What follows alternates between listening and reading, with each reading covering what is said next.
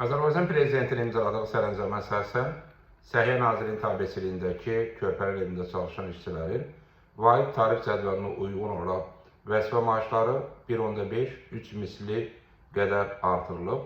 Artımlar avqustun 1-dən qüvvəyə minib. Bu deməkdir ki, həmin qurumlarda çalışan vətəndaşlarımızın maaşlarında artıq avqust ayından etibarən artımlar hesablanacaq.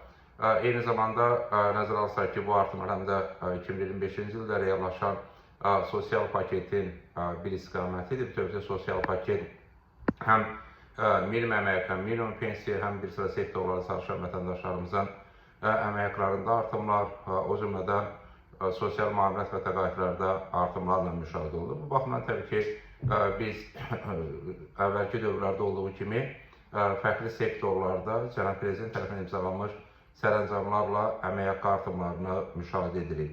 Təbii ki, sosial paketin dərinləşməsi davam edir. 2025-ci ilin sosial paketi 3 milyon vətəndaşımızı əhatə etməklə bu istiqamətdə 1,5 milyard manata yaxın əlavə vəsaitin ayrılması həyata keçirilir.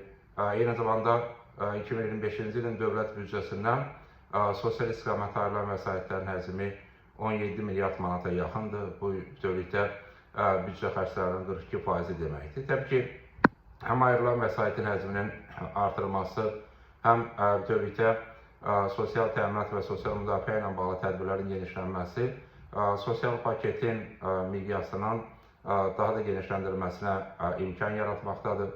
Bu baxımdan təbii ki, nəzərə alsaq ki, biz həm də bir sıra müavinətlərdə, o cümlədən yaşa görə müavinətə baxılmasını və artırılmasını məqsədə uyğun hesab edirik. Bununla bağlı təkliflərimizi də təqdim etmişik. Bütövlükdə sosial təminat və sosial müdafiə tədbirləri növbəti dövrdə də əsas istiqamətlərdən olacaq.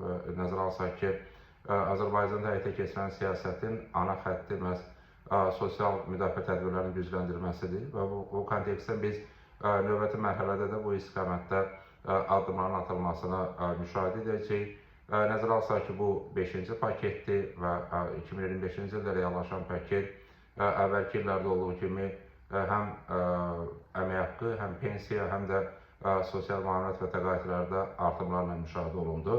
Və xüsusən də paketlərin ardıcıl olaraq, müntəzəm olaraq həyata keçirdiyini nəzərə aldıqda təbii ki, bu istiqamətdə bütövlükdə addımların davam etməsi, sosial təminat və sosial müdafiə tədbirlərinin genişlənəcəyi gözlənilir.